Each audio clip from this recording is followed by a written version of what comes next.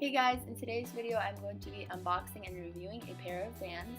The model I have here is the Old Skool sneaker in the madder brown color. I found this shoe at the Vans outlet store for about $40 and they were running a buy one get one half off sale, so I got another pair for about $20.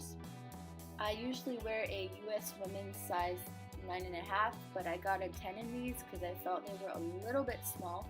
So if you want to get these shoes, I recommend trying them on in store. I say that they run pretty true to size, but I would probably just go try them on to be safe. So the model that I have here is made out of moto leather. That's why it has the stitching on the side. I like it because it's a little different and I think it looks really cool.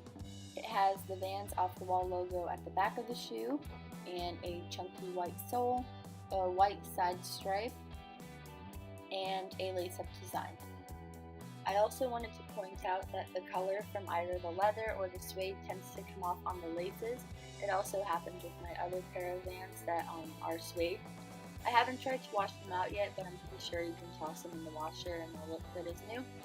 Other than that downside, I definitely recommend these shoes because they look awesome, they're cool, and most importantly, they're comfy.